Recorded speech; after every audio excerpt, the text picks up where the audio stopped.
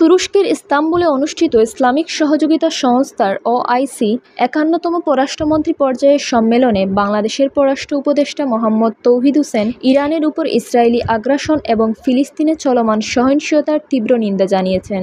একই সাথে তিনি এই ইস্যুতে আন্তর্জাতিক সম্প্রদায়কে কার্যকর ভূমিকা রেখে দোষীদের জবাবদিহিতার আওতায় আনার আহ্বান জানান। জনাব হোসেন তার বক্তব্যে বলেন, ইরানের উপর ইসরায়েলের এই হামলা সম্পূর্ণ বেআইনি এবং আগ্রাসী।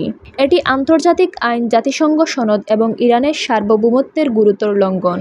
তিনি আরও বলেন, এই ধরনের আগ্রাসন পুরো অঞ্চলে অস্থিতিশীলতা তৈরি করেছে এবং বিশ্ব শান্তিকে মারাত্মক হুমকির মুখে ঠেলে দিচ্ছে। পররাষ্ট্র উপদেষ্টা অবিলম্বে এই আগ্রাসন বন্ধের দাবি জানিয়ে বলেন, আন্তর্জাতিক সম্প্রদায়কে অবশ্যই কূটনীতি ও আন্তর্জাতিক আইন অনুসরণ করে একটি শান্তিপূর্ণ সমাধানের পথে এগোতে হবে। এক্ষেত্রে ইসরায়েলকে তার কর্মকাণ্ডের জন্য জবাবদিহি করতে হবে। পাশাপাশি ফিলিস্তিনে চলমান সহিংসতা বন্ধের জোর দাবি জানান তিনি অভিমত ব্যক্ত করেন যে শান্তিপূর্ণ সহাবস্থান এবং আন্তর্জাতিক চুক্তি ও আইনের প্রতি শ্রদ্ধাশীল হওয়ার মাধ্যমেই বিশ্বে পুনরায় স্থিতিশীলতা প্রতিষ্ঠা করা সম্ভব। জনাব হোসেন বিশ্ব নেতাদের এই দায়িত্ব গ্রহণের আহ্বান জানান, যাতে আগ্রাসনের অবসান ঘটিয়ে বিশ্বব্যাপী শান্তির আলো ছড়িয়ে দেওয়া যায়।